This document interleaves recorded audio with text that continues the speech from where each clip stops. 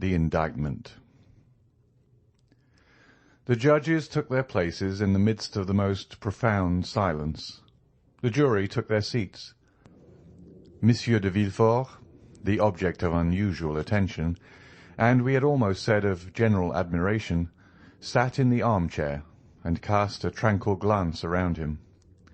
Everyone looked with astonishment on that grave and severe face, whose calm expression personal griefs had been unable to disturb, and the aspect of a man who was a stranger to all human emotions excited something very like terror. "Gendarme," said the President, "lead in the accused." At these words the public attention became more intense, and all eyes were turned towards the door through which Benedetto was to enter. The door soon opened, and the accused appeared. The same impression was experienced by all present, and no one was deceived by the expression of his countenance. His features bore no sign of that deep emotion which stops the beating of the heart and blanches the cheek. His hands, gracefully placed one upon his hat, the other in the opening of his white waistcoat, were not at all tremulous. His eye was calm and even brilliant. Scarcely had he entered the hall when he glanced at the whole body of magistrates and assistants. His eye rested longer on the president, and still more so on the king's attorney. By the side of Andrea was stationed the lawyer who was to conduct his defence, and who had been appointed by the court, for Andrea disdained to pay any attention to those details, to which he appeared to attach no importance. The lawyer was a young man with light hair, whose face expressed 100 times more emotion than that which characterized the prisoner. The president called for the indictment, revised, as we know, by the clever and implacable pen of Villefort. During the reading of this, which was long, the public attention was continually drawn towards Andrea, who bore the inspection with Spartan unconcern. Villefort had never been so concise and eloquent. The crime was depicted in the most vivid colours, the former life of the prisoner, his transformation, a review of his life from the earliest period, was set forth with all the talent that a knowledge of human life could furnish to a mind like that of the procureur. Benedetto was thus forever condemned in public opinion before the sentence of the law could be pronounced. Andrea paid no attention to the successive charges which were brought against him. Monsieur de Villefort, who examined him attentively, and who no doubt practised upon him all the psychological studies he was accustomed to use, in vain endeavoured to make him lower his eyes, notwithstanding the depth and profundity of his gaze. At length the reading of the indictment was ended. "Accused," said the president, "your name and surname." Andrea arose. "Excuse me, Mr. President," he said in a clear voice, "but I see you are going to adopt a course of questions through which I cannot follow you. I have an idea, which I will explain by and by, of making an exception to the usual form of accusation. Allow me then, if you please, to answer in different order, or I will not do so at all." The astonished president looked at the jury, who in turn looked at Villefort. The whole assembly manifested great surprise, but Andrea appeared quite unmoved. "Your age?" said the president. "You will answer that question?" "I will answer that question, as well as the rest, Mr. President, but in its turn." "Your age?" repeated the president. "I am 21 years old, or rather I shall be in a few days, as I was born the night of the 27th of September, 1817. Monsieur de Villefort, who was busy taking down some notes, raised his head at the mention of this date. "Where were you born?" continued the president. "At Auteuil, near Paris." Monsieur de Villefort a second time raised his head, looked at Benedetto as if he had been gazing at the head of Medusa, and became livid. As for Benedetto, he gracefully wiped his lips with a fine cambric pocket-handkerchief. "Your profession?" "First I was a forger," answered Andrea as calmly as possible. "Then I became a thief, and lately have become an assassin." A murmur, or rather storm, of indignation burst from all parts of the assembly. The judges themselves appeared to be stupefied, and the jury manifested tokens of disgust for cynicism so unexpected in a man of fashion. Monsieur de Villefort pressed his hand upon his brow, which at first pale had become red and burning. Then he suddenly arose and looked around as though he had lost his senses. He wanted air. "Are you looking for anything, Monsieur Procureur?" asked Benedetto with his most ingratiating smile. Monsieur de Villefort answered nothing, but sat, or rather threw himself down again upon his chair. "And now, prisoner, you will consent to tell your name," said the president.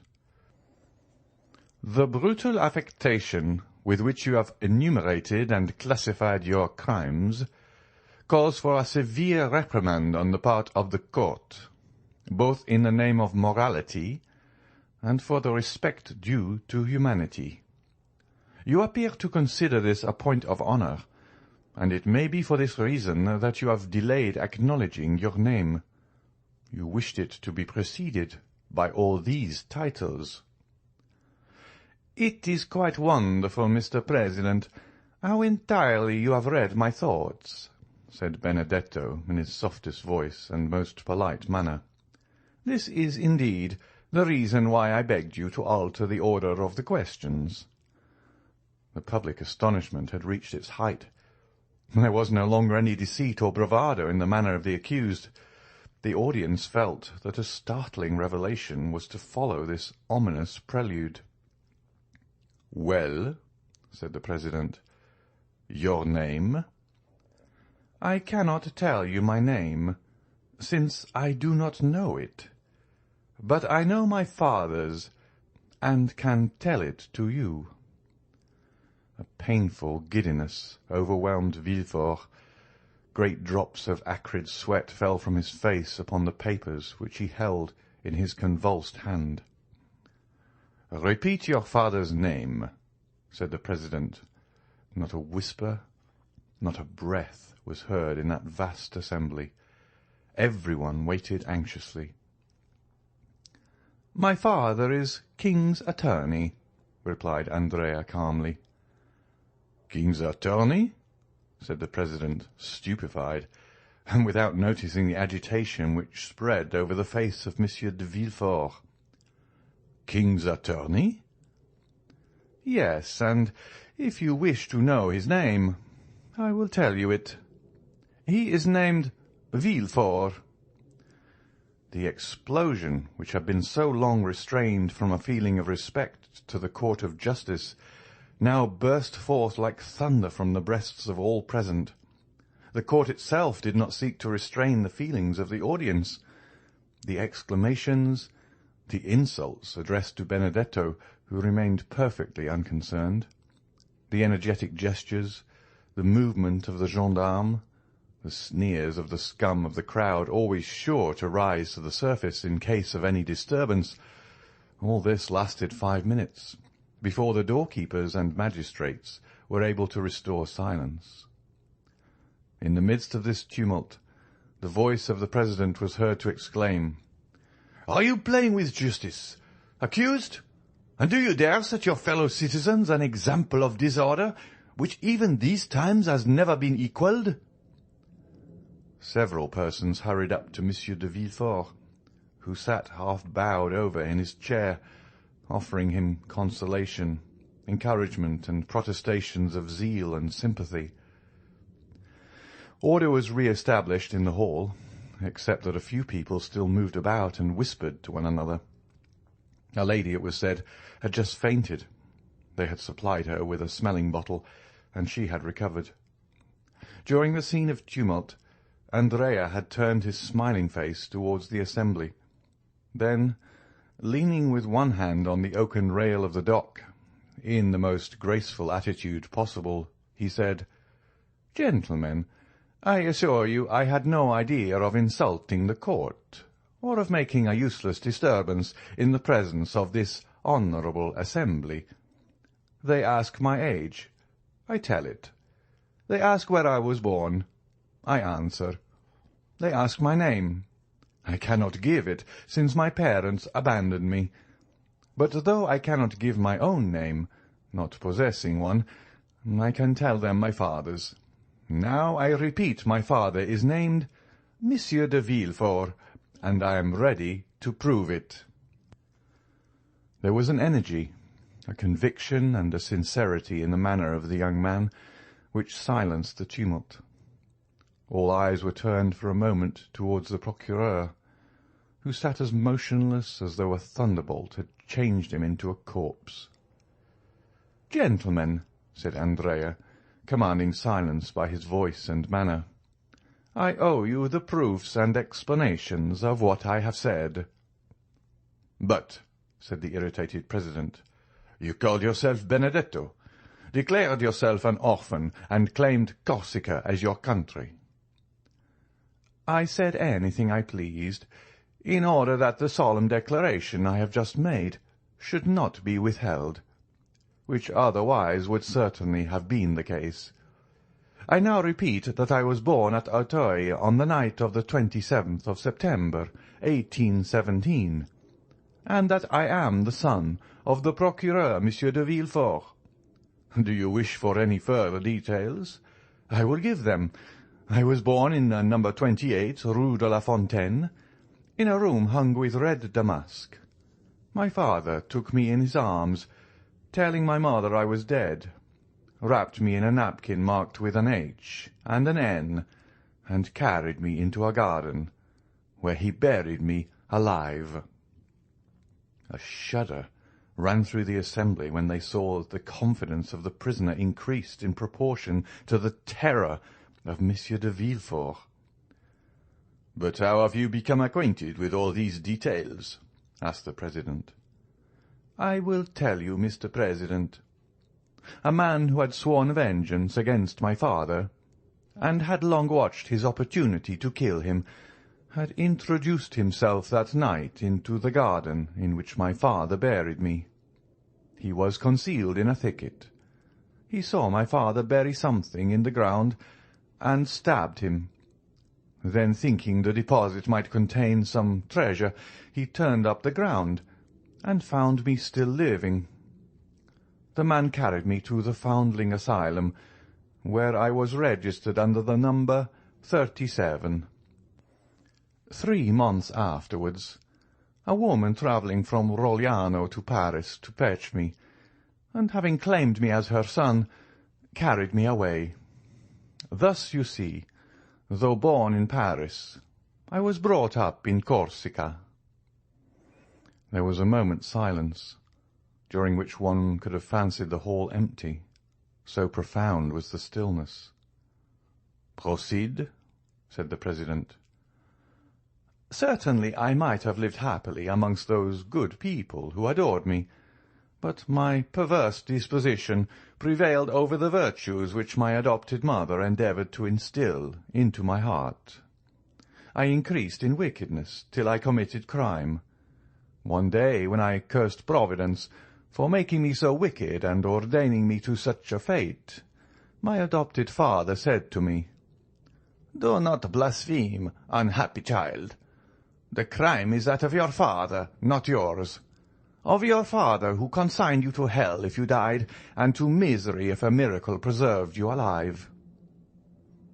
After that I ceased to blaspheme, but I cursed my father. That is why I have uttered the words for which you blame me. That is why I have filled this whole assembly with horror. I have committed an additional crime. Punish me. But if you will allow that ever since the day of my birth my fate has been sad, bitter, and lamentable, then pity me." "But your mother?" asked the president. "My mother thought me dead. She is not guilty. I did not even wish to know her name, nor do I know it." Just then a piercing cry, ending in a sob, burst from the centre of the crowd, who encircled the lady who had before fainted, and who now fell into a violent fit of hysterics. She was carried out of the hall, the thick veil which concealed her face dropped off, and Madame Danglars was recognized. Notwithstanding his shattered nerves, the ringing sensation in his ears, and the madness which turned his brain, Villefort rose as he perceived her. "The proofs! The proofs!" said the president. "Remember, this tissue of horrors must be supported by the clearest proofs." "The proofs!" said Benedetto, laughing. "Do you want the proofs?" "Yes." "Well, then, look at Monsieur de Villefort, and then ask me for proofs." Everyone turned towards the procureur, who, unable to bear the universal gaze now riveted on him alone, advanced staggering into the midst of the tribunal, with his hair dishevelled and his face indented with the mark of his nails. The whole assembly uttered a long murmur of astonishment. "Father," said Benedetto, "I am asked for proofs. Do you wish me to give them?" "No, no, it is useless," stammered Monsieur de Villefort in a hoarse voice. "No, it is useless." "How useless?" cried the president. "What do you mean?" "I mean that I feel it impossible to struggle against this deadly weight which crushes me. Gentlemen, I know I am in the hands of an avenging God. We need no proofs. Everything relating to this young man is true." A dull, gloomy silence, like that which precedes some awful phenomenon of nature, pervaded the assembly, who shuddered in dismay. "What, Monsieur de Villefort?" cried the president. "Do you yield to an hallucination? What, are you no longer in possession of your senses? This strange, unexpected, terrible accusation has disordered your reason. Come, recover." The procureur dropped his head. His teeth chattered like those of a man under a violent attack of fever, and yet he was deadly pale. "I am in possession of all my senses, sir," he said. "My body alone suffers, as you may suppose. I acknowledge myself guilty of all the young man has brought against me, and from this hour hold myself under the authority of the procureur, who will succeed me." And as he spoke these words with a hoarse, choking voice, he staggered towards the door, which was mechanically opened by a doorkeeper. The whole assembly were dumb with astonishment at the revelation and confession which had produced a catastrophe so different from that which had been expected during the last fortnight by the Parisian world.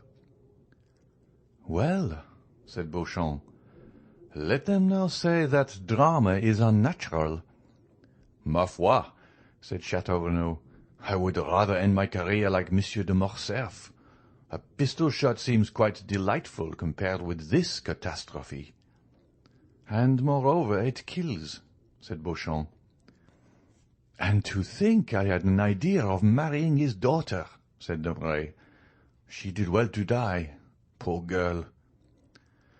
"The sitting is adjourned, gentlemen," said the president.